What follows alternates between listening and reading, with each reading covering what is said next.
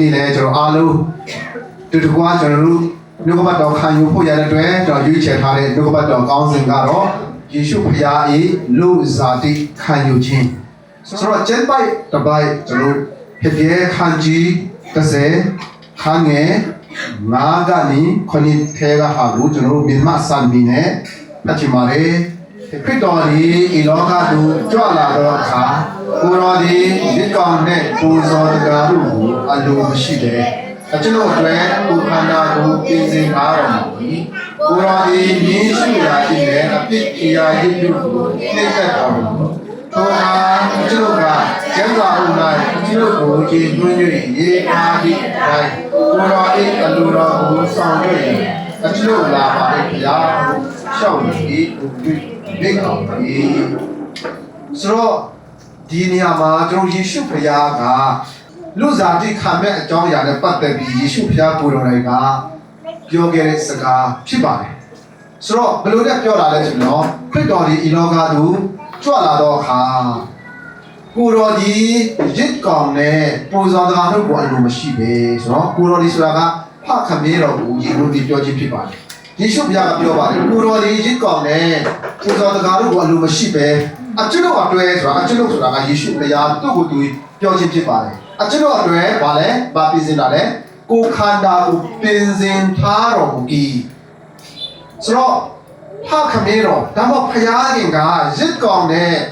ပူဇော်တရားတို့ကိုအလိုမရှိတဲ့အတွက်ကြောင့်ယေရှုဘုရားအတွဲဘာပြင်ဆင်ပြတာလဲခန္ဓာကိုပြင်ဆင်ပြီးဆိုတော့ကိုခန္ဓာလို့ပြောတဲ့အခါမှာကျွန်တော်တို့ဒီလိုမျိုးလို့အတွေ့အသားနဲ့လို့ဇာတိနဲ့အသက်ရှင်ခြင်းဒီခန္ဓာကိုမျိုးကိုပြောခြင်းဖြစ်ပါတယ်။ကိုရောဒီမင်းရှုရာခြင်းနဲ့အပစ်ပြရာခြင်းတို့ကိုနှိမ့်သက်တော်မူ။ထိုအခါကျွန်ုပ်ကဘုရားကဒီတနစ်မှာတက်ခြင်းအပစ်ပြရာခြင်းပူဇော်ခြင်းကိုဘုရားကမနှိမ့်သက်တဲ့အတွက်ကြောင့်ဒါဆိုတော့အဲ့မှာလည်းဒီကိုမြေစာရှင်းပြတယ်။ဒါမဟုတ်ကကာလာတောက်လျှောက်ပါနော်ဣသရေလလူမျိုးတွေကဒီရစ်ကောင်တွေကိုပဲသုံးပြုတ်ပြီးဖျားကိုပူဇော်ခဲ့တာလေဖျားကိုယ်တိုင်ကမြင့်မာထားတာအဲ့ဒါကိုဖျားကမနစ်သက်ဘူးလို့ဒီညမှာရေးတာကိုပြန်တွေ့တဲ့ခါမှာကျပါကိုစုလို့တာလေတမဟောင်းကကာလာမှာဒီရစ်ကောင်၅မျိုးနဲ့ပူဇော်တဲ့အပစ်ဖျားကြီးတနည်းမှတကျင်လုခဲ့တဲ့အရာအလုံးဒီပြည့်ခန်းကြီး30ကျွန်တော်အစာပိုက်မှာတော့ကြည့်တဲ့ခါမှာဒီအရာအလုံးကဖြစ်လာမယ့်အကြောင်းအရာရဲ့အယစ်အယောင်ကဖြစ်ပါတယ်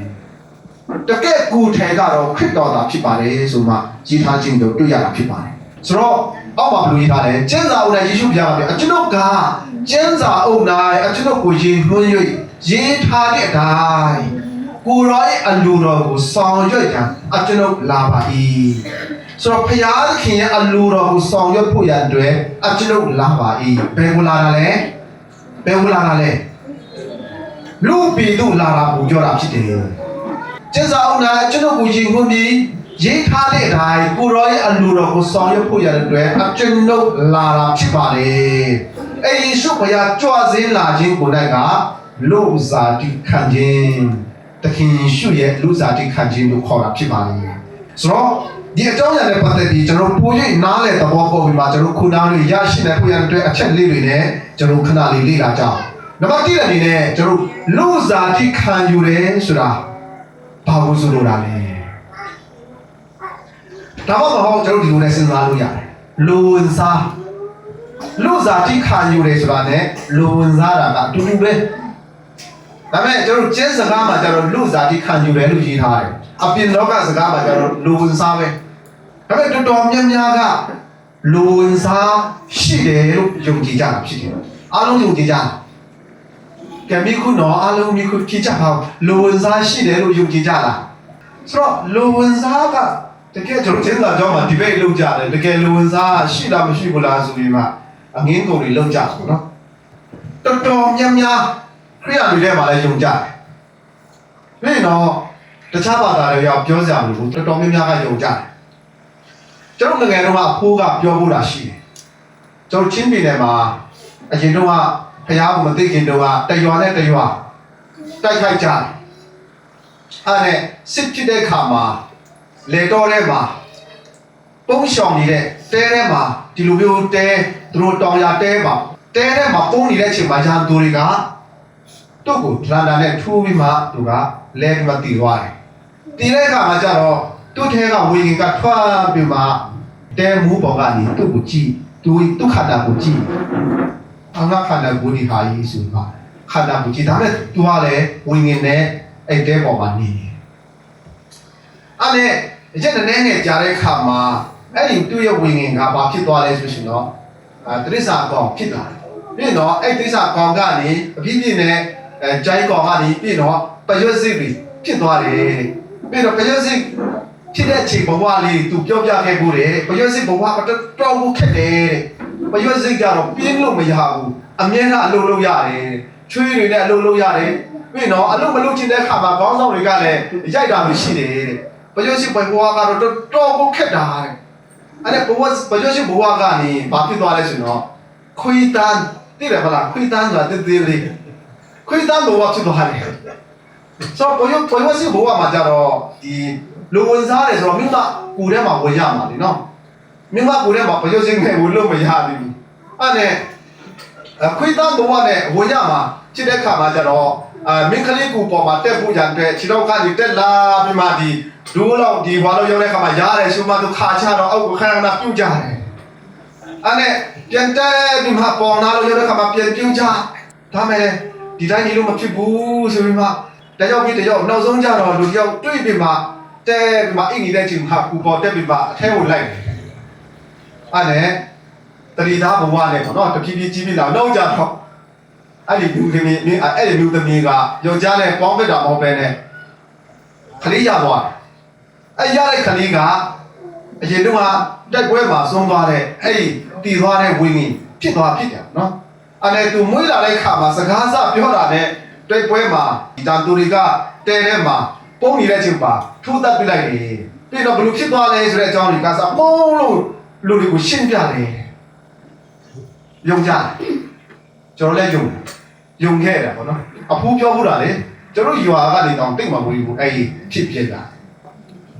အဲ့လိုဖြစ်နေတော့ကျွန်တော်ရန်စစ်ဝင်စားတာပေါ့နော်ဆိုတော့တကယ်လူဝင်စားတယ်ဆိုတာကရှိပါလားဆိုပြီးမှကျွန်တော်ယုံခဲ့တယ်ပြီးတော့ကျွန်တော်ရွာနာလေးမှာလဲလူတယောက်ကျွန်တော်ထက်အသက်တော့ငယ်အသား3တန်းလောက်အသားငယ်မင်းကလေးတယောက်အရင်တော့ဖြစ်ပြတယ်ကိုလို့ပြောပြတယ်အဲ့နဲ့မိဘတွေကစိုးရိမ်လို့ဘာလို့ကျွေးလဲဆိုလို့ရှိရင်တော့ကြက်ကိုများများကျွေးလိုက်တဲ့အခါမှာကျတော့အတိတ်မိသွားတယ်ဘာမှမပြောတတ်ဘူးဆိုတော့ကျွန်တော်ဒီကလေးမျိုးပါလဲခန္ဓာကိုယ်တစ်ကိုယ်လုံးကတကယ်အနှုတ်တိုက်သားခန္ဓာကိုယ်နဲ့လူဖြူစပင်းနဲ့ဖြူမင်းကလေးအခုကျတော့အသက်30ဝန်းကျင်လောက်ရှိတော့မယ်30နဲ့35ဝန်းကျင်လောက်ရှိတော့သူတို့တွေပြောကြတယ်ဒီကလေးမကလူဝင်စားတာဖြစ်တယ်ဆိုတော့ပြောကြနော်ကျွန်တော်မနေ့ကလည်း YouTube ပါတော့တခုကြည့်တာကလေးလေးဥစားပဲရှိသေးတယ်4နှစ်အရွယ်လောက်3-4နှစ်အရွယ်လောက်ပဲသူ့အမေကလိုက်ပေါ်မှာတည်တာနော်ကျမသားလေးကတဲ့အရင်ကနေခဲ့တဲ့ဘဝအကြောင်းကိုပဲပြောနေတာတဲ့သူ့မိဘတွေရှိကိုပဲသွားကျင်တာတဲ့အဲ့လိုမျိုးလိုက်ပေါ်မှာတည်တဲ့ဟာတွေရှိဆိုတော့ဒါကတော့ကျွန်တော်စဉ်းစားကြတစ်ခုလို့ကျွန်တော်ထင်ရပြီမဲ့လဲတမာကျင်းစာရှုတော့နဲ့ကျွန်တော်ကြည့်တဲ့အခါမှာကျွန်တော်တို့နောက်ဆုံးနေလဲကျွန်တော်တမာကျင်းစာရကျွန်တော်တွေ့ရတာကလူဝင်စားဆိုတာမရှိပါဘူးကျွန်တော်ယုံကြည်ရတယ်ဆိုတော့လူဆိုတာကတည်တာနဲ့ကျင်းစာထဲမှာပေါ်ပြတာကတရားစီရင်ခံရလိမ့်မယ်ဆိုတော့လူဝင်စားတယ်ဆိုတာကတော့ကျွန်တော်တို့လူတွေကအမျိုးမျိုးပြောကြပြီးမဲ့လဲကျင်းစာနဲ့တွက်ချက်ရဆိုလို့ရှိရင်တော့ကျွန်တော်လူဝင်စားခြင်းဆိုတာကမရှိဘူးလို့ကြုံရခြင်းဖြစ်ပါတယ်ဆိုတော့အချို့တွေကအမျိုးမျိုးတွေပြောကြပါလိမ့်မယ်ဒါမဲ့လည်းဒါတွေကအားလုံးဒါဘယ်လိုဖြစ်တာလဲဒီလိုမျိုးတွေအကုန်လုံးအပြစ်တွေအကြောင်းတွေကစအကုန်လုံးပြောပြနိုင်တယ်ပြီးတော့ချို့တွေကအရင်တော့တနတ်နဲ့ပြစ်တာနှစ်ခုကနေမှတော့အမာရွတ်တော်မှရှိတယ်ပြင်မွေးလာတဲ့ကဒါမဲ့ဒီဟာတွေအားလုံးကစာတမန်နဲ့ရဲ့လက်ကွက်တစ်ခုပါပဲဆိုမှကျွန်တော်တို့ယုံကြတာဖြစ်ပါတယ်။ဒါအားလုံးယုံကြည်ယုံလိုက်ပါနော်လူဝင်စားရှိတဲ့ယုံကြည်ယုံလိုက်ပါဒါမဲ့တမန်ကျင်းစာကတော့မယုံခိုင်းပါမာနဲ့လက်ကွက်တစ်ခုပါပဲ။ဒါဆိုတော့ဒီဟာတွေနဲ့နောက်ဆက်တွဲပြဿနာပါလို့ရှိနိုင်တယ်။ဆိုတော့လူကတည်တဲ့အခါမှာတကယ်ကြဲပြီးရောက်လာကောင်းကင်ရောက်လာဆိုတဲ့တိကျမှုကမရှိတော့ဘူးနော်။ တန်တရားတိကျတယ်ဟုတ်လားဘယ်နှဘုံလဲ32ဘုံလားအများကြီးပေါ့နော်အဲ့ကြမှာလေပတ်တာလူကစားအကုန်လုံးဖြစ်တော့မယ်ဒါဆိုတော့ကျွန်တော်ကျင်းစာယုံကြည်ခြင်းတွေကလုံးဝစက်ကျင်ဖြစ်တော့မှာဖြစ်တယ်ကျွန်တော်အနေနဲ့ကျင်းစာကိုယုံကြည်တဲ့အခါမှာဒီလူဝင်စားခြင်းဆိုတာကလူလောကမှာကြတော့ဒါတွေကတော့မာနရဲ့လက်ကွက်တစ်ခုပါပဲလို့ကျွန်တော်ယုံကြည်ရခြင်းဖြစ်ပါတယ်အဲ့ဒါကြောင့်ကျွန်တော်ဒီလူဝင်စားခြင်းနဲ့ပတ်သက်ပြီးကျွန်တော်ပြောမယ်ဆိုလို့ရှိရင်တော့လူတယောက်အနေနဲ့ဘုရားဟောနောက်တစ်ခါပြန်လို့ပါခြင်းဖြစ်တယ်အဲကြောင့်ယေရှုဖခင်နဲ့နီကောဒီလူခေါ်တဲ့ဒီကျမ်းပြုစရာပေါ့နော်ဖာရိစေပေါ့သူနဲ့တွေ့ဆုံခံမှာယေရှုကတင်နေဒုတိယမွေးခြင်းမခံရင်ပေါင်းကင်နိုင်ငံမရောက်နိုင်ဘူးဆိုတော့အဲ့ဒီဖာရိရှဲကျမ်းတပ်ပုဂ္ဂိုလ်ကကြီးတဲ့နောက်ပိုင်းမှာမြတ်မကူထဲမှာဝင်ပြီးမှအပြည့်မွေးဖွားရပါလားတဲ့အဲ့လိုစဉ်းစားရပါနော်မဖြစ်နိုင်ဘူးဘလို့လဲဖြစ်နိုင်ပါလေแต่ယေရှုကပြောတယ်ရေနဲ့မွေးခြင်းတွေကြီးပဲဆိုတော့ဝိညာဉ်နဲ့မွေးခြင်းကဝိညာဉ်ပဲပြောချင်တာကဇာတိမွေးခြင်းနဲ့ဝိညာဉ်နဲ့ဖွားမြင်ခြင်းပြည့်မွေးဖွားခြင်းကိုပြောတာဒါပေမဲ့ကျမ်းပြုစရာကမသိဘူးဖြစ်တယ်ဆိုတော့အဲ့ဒီကျင့်တဲ့ပုဂ္ဂိုလ်ရဲ့ခေါင်းထဲမှာကျတော့လူတစ်ယောက်ပြန်ဝင်စားရမှာလားပြန်မွေးဖွားရမှာလားမဖြစ်နိုင်ဘူးဆိုမှသူပြောခဲ့တဲ့စကားတွေလည်းကျွန်တော်သိရတာဖြစ်ပါတယ်ဆိုတော့ဒီနေ့ကျွန်တော်လူအနေနဲ့လူလောကမှာကျတော့လူဝင်စားတာတို့ဘာလို့အများကြီးရှိနိုင်ပြီမဲ့လေဒါကတော့ကျွန်တော်တို့ယုံကြည်သူခရိယာတွေဘုရားကျမ်းစာယုံကြည်တဲ့အနေနဲ့ကျွန်တော်တို့ဒါကတော့လက်စားမှုတစ်ခုလို့ကျွန်တော်တို့မာနရဲ့လူတွေကိုလှည့်စားမှုတစ်ခုလို့ကျွန်တော်မြင်ရတာဖြစ်ပါတယ်ဆိုတဲ့အကြောင်းကိုပထမဦးစွာအနေနဲ့ရှင်းပြလိုပါတယ်ဆိုတော့ဒုတိယအနေနဲ့ဘယ်လိုနဲ့ယေရှုဖခင်လူစားတိခံယူခဲ့တာလဲကျွန်တော်လူတိုင်းမှာဇာတိရှိကြတယ်ဇာတိမီပေါ့နော်မွေးတဲ့နေရာပေါ့လူတွေပြေးကြတယ်ဘယ်ဇာတခုမှကျွန်တော်လက်ပုတ်တာရောက်တယ်ဇာတိကဘယ်မှာလဲလူတွေကပြေးကြကျွန်တော်ဘယ်မှာဘယ်ကိုပြောတာလဲဇာတိအကြောင်းကိုမြင်တဲ့အခါမှာကျွန်တော်လက်ပုတ်တာပြောလို့မရဘူးလေဘယ်ကိုပြောရလဲ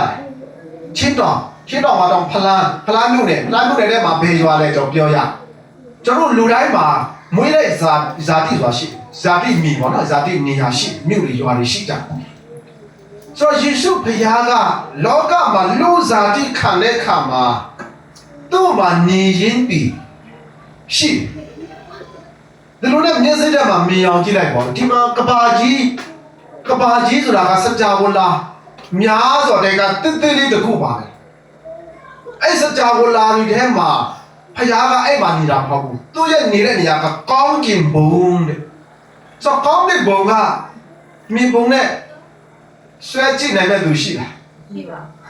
ဒါကကောင်းကင်ပါပဲဆိုမှမြင်ဘုံနဲ့ဆွဲဖို့လည်းကျွန်တော်တစ်ခါမှမတွေ့ဘူးပါဒါမဲ့လည်းလူတွေကပုံခေါ်တာတော့ရှိပါတယ်မိုးတိမ်ပုံစံမျိုးဖြူပူရေးတယ်နော်လောက်တာရှိပါတယ်ဒါကောင်းကင်ကလုံးလာပြားလာဝဲလာမသိကြဆိုတော့ကောင်းကင်ဘယ်မှာလဲကောင်းကင်ဘယ်မှာရှိလဲ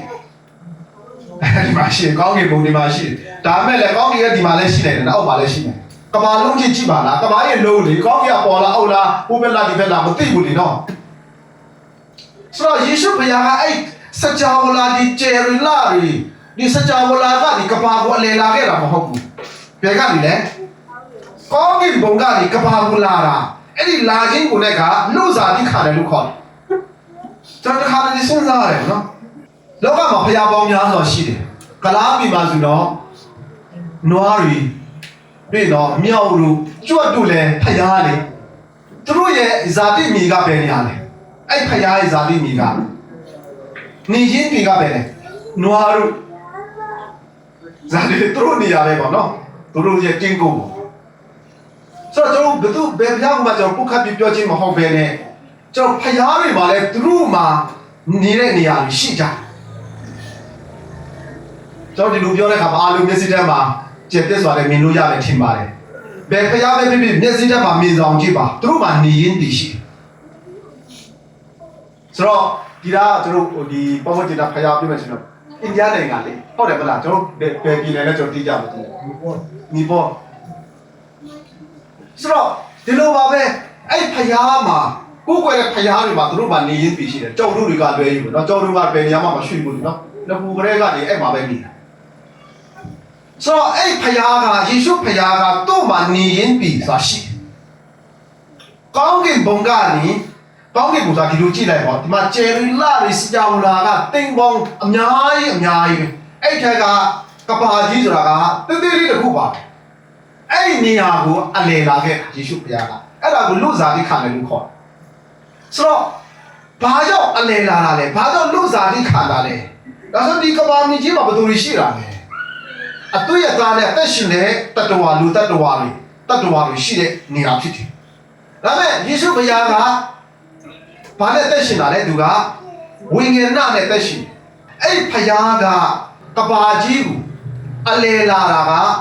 အနည်းဆုံး10ကျင်လောက်ကဘာကြီးကိုအလေလာခဲ့တယ်ဆိုတဲ့အကြောင်းတွေ့ရအဲ့ဖယားကနေသူ့နေရင်းပြီးကောင်းကင်ကတော့ကျွန်တော်တို့ဒီလိုမျိုးပုံနဲ့ပြလို့မရတဲ့အတွက်ကြောင့်အချို့တွေကခုနပြောသလိုဖြူဖြူပိုးပေးနဲ့ဓာကောင်းကင်ပြပါလေဆိုတာပြောကြဖယားနေတဲ့နေရာကောင်းကင်နဲ့အဲ့ဒီနေရာကဒီကဘာကြီးကိုဓမ္မဟောင်းဒီကာလမှာကျတော့ဖယားကြွလာတယ်တဲ့အဲ့ဒါဥယျာဉ်မှာတွေ့နော်ဘာဖြစ်လို့ရဲတိုက်မှာဘာဖြစ်လို့ရဲတိုက်ဆောက်တဲ့အခါမှာတွေ့မောရှိစီမှာနှစ်ခါတိနတ်တော်ပေါ်မှာခြုံပုတ်ထဲမှာလို့ရှင်တော့လူငယ်ယူဒလူငယ်၄ယောက်စီမှာတို့ဆိုတော့အဲ့လိုနဲ့ဖယားကကြွလာအာဗြဟံစီမှာနှစ်ခါကြွလာတယ်ဖယားထာဝရဖယားကြွလာတယ်လို့ရေးထားတယ်အဲ့ဒီနေရာမှာကျတော့ထာဝရဖယားနာမည်နဲ့ပဲကြွလာဖြစ်တယ်ဘာကြောင့်လဲလူစားတိခန္ဓာမဟုတ်တဲ့အခါမှာလူစားတိနာမည်ကိုမပါသေးဘူးဖယားလို့ပဲကျွန်တော်သိရတယ်။ဒါယေရှုဖယားကဒီဖယားသူ့ရဲ့နေရင်းဒီကောင်းကင်ဘုံကနေလောကလူစင်တဲ့အခါမှာကျတော့လူစားတိခန္ဓာဖြစ်တဲ့အတွက်ကြောင့်လူတွေနဲ့အတူနေဖို့ရတဲ့အတွက်စင်ကြွလာတာဖြစ်တယ်။သူတွေနဲ့နေတဲ့နေရာကဘယ်နေရာလဲ။ကောင်းကင်ဘုံကဘယ်နေရာလဲ။မသိကြဘူးနော်ဒီအပေါ်လည်းဖြစ်နေဟိုဘက်ဒီအောက်ဘက်လည်းဖြစ်နိုင်တယ်။မသိကြဘူး။အဲ့ဒီနေရာကနေရှုဘုရားကကဘာကြီးကိုသွားပြီးမှလူစားတိခံခဲ့ဆိုတော့လူစားတိကဘယ်လိုခံခဲ့လဲဆိုတဲ့အကြောင်းကျွန်တော်ကခါကြည့်တစ်အငယ်26လောက်ကနေကျွန်တော်ကြည့်တဲ့အခါမှာတင်းစိမ့်နဲ့ဟောပြအပြုကံရမာရိစီကိုကောင်းကင်တမန်ကာဗီလာရောက်လာပြီးမှတင်းနေမင်္ဂလာရှိတော်မျိုးသမီးတွေနှုတ်ဆက်ခဲ့တယ်မာရိကကြောက်တာဟောမကြောက်နဲ့ဖယားဝိပလာပဲဆိုတဲ့အကြောင်းကိုမာရိကိုပြောပြနောက်ဆုံးကျတော့မာရိကလည်းလက်ခံခဲ့ရတယ်ဒါကယေရှုဖယားကလူစားတိခံတဲ့အကြောင်းပေါ့ကျွန်တော်ဒီကောင်းကင်ဘုံကနေကဘာကြီးကိုအလယ်လာပြီးမှအပြုကံရမာရိရဲ့ဝမ်းပိုက်ကိုငားပြီးမှတရင်သားဘဝကနေရုပ်တိတ်ကြစွာနဲ့ဖွားမြင်ခြင်းခံရတာအဲ့ဒါကိုခင်ရွှေရဲ့လူစားတိခံခြင်းလို့ခေါ်တာဖြစ်တယ်။နောက်တော့ဒီနေရာမှာကျွန်တော်ခုနကျက်စာဖတ်တဲ့နေရာမှာအကျွန်ုပ်အတွက်ကိုခန္ဓာပင်စင်ထားတော်မူ၏လို့ရေးထားတာတွေ့ရတယ်။ထာဝရဘုရားကယေရှုဘုရားကိုလူစားတိခံစေတဲ့အခါမှာလူသားတို့ကျွန်တော်တို့ကဲ့သို့ခန္ဓာကိုဖန်ဆင်းပြီးခဲ့တယ်။အဲ့ခန္ဓာကိုရှိဖို့ရတဲ့အပြုကံရမာရိရဲ့ဝမ်းပိုက်ကိုငားပြီးမှယောက်ျားနဲ့ဆုံဖက်ခြင်းမဟုတ်ပဲနဲ့တရှင်တော်ဝိတော်အဖြစ်တတိသားဘဝကနေတဖြည်းဖြည်းကြည်ပြင်းလာပြီးမှအချင်းတန်လာတဲ့အခါမှာပွားမြင်ခြင်းခံခဲ့တာဖြစ်ပါတယ်။အဲ့တော့ကိုယေရှုဖခင်လူစားတိခံခြင်းလို့ခေါ်တာဖြစ်ပါတယ်။အဲ့တော့ကျွန်တော်သခင်ယေရှုလူစားတိခံခြင်းလို့ကျွန်တော်ပြောတဲ့အခါမှာဖခင်ကောင်းကင်ဘုံကနေကဘာကြီးကိုလာပြီးမှလူရင်းစီမှာလူသားတွေကဲ့သို့ဝိညာဉ်တော်အားဖြင့်တတိသားဘဝနဲ့နေပြီးမှတတိသားဘဝကနေဖွားမြင်ခြင်းခံခဲ့တာဖြစ်တယ်။အဲ့ဒါကိုလူစားတိခံခြင်းဖြစ်တယ်ဆိုတော့ကဘာမှာဘယ်နှစ်လောက်ယေရှုဘုရားကအလယ်လာခဲ့တာလဲဒါမှမဟုတ်လူစားတိခံခဲ့တာလဲနေခဲ့တာလဲဘယ်လောက်နေခဲ့တာလဲ30နဲ့3နှစ်ခွဲဝန်းကျင်လောက်အတိအကျဘယ်သူမှမသိဘူးเนาะ33နှစ်ဝန်းကျင်လောက်ယေရှုဘုရားကအခုနကကျွန်တော်ပြောတယ်ကဘာမြေကြီးမှာနေခဲ့တာဖြစ်တယ်အဲ့တော့နံပါတ်3အနေနဲ့ဘာကြောင့်ယေရှုဘုရားလူစားတိခံယူခဲ့တာလဲဒီမှာကျွန်တော်ဖတ်တာကဒီမှာပါလေအကျွန်ုပ်အတွက်ခုံဟန္တာပြင်ဆင်ထားတော်မူပြီးပြင်အောက်ပါပါလေကိုရောအလူကိုဆောင်ရွက်ကြံအကျွန်ုပ်ကြွလာပါ၏ဖယားဆိုဖယားခင်အလူတော်ကိုဆောင်ရွက်ဖို့ရတဲ့ယေရှုဖယားကလူစားတိခံယူခြင်းဖြစ်ပါတယ်တော့ဖယားခင်အလူတော်ကပါလေအဲဆိုဖယားကဘယ်နေရာမှာနေလဲဘယ်မှာနေတာလဲဖယားကကောင်းကင်ဘုံမှာနေတယ်လူပြည်မှာနေတဲ့သူတွေအပေါ်မှာဖယားကြီးကလူတော်ရှိတယ်။အဲ့ဒီလူတော်ကဘာလဲလူတော်ကလူအပေါင်းတို့ဒီ ကဲတင်ချင်းသူရောက်၍တမန်တရားကိုတည်စေခြင်းကဘုရားကြီးအလိုတော်ရှိ၏နှစ်တိခန်းကြီးအငယ်လေးထဲမှာတွေ့ရဆိုတော့ဘုရားကြီးအလိုတော်ကလူအပေါင်းတို့တမန်တရားကိုတည်တယ်မှာကဲတင်ချင်းရရှိဖို့ကဘုရားကြီးလိုတော်ရှိတယ်ဆိုလိုတာကအပင်ငရဲကနေလွတ်မြောက်ပြီးမှကောင်းကင်ဘုံကိုရောက်ဖို့ရတဲ့ဘုရားကြီးလိုတော်ရှိတယ်ဒီလူလောကမှာနေတဲ့လူတ attva များဒီအပိတ်ကြောင့်ဘယ်ကိုရောက်ကြတာလဲငရဲပြည်ကိုရောက်ကြတာဖြစ်တယ်ငရဲပြည်ကြာရောက်မဲ့လူသားများကဲတင်ဖို့ရတဲ့အတွက်လူတွေကဲ့သို့တဏှာယူခြင်းကလူစားတိခံခြင်းလို့ခေါ်တာဖြစ်တယ်ဒါဆိုတော့ဘာကြောင့်လူစားတိမခံဘဲနဲ့ဖျားကိုယ်တွေကသူ့တကူတော်လည်းကဲတင်လို့မရဘူးလားဆိုတဲ့မိခွန်းရှိပါဒါပြီးမဲ့လည်းမရပါဘူးဆိုတော့ကျွန်တော်တို့ကဲ့သို့ယေရှုဖျားက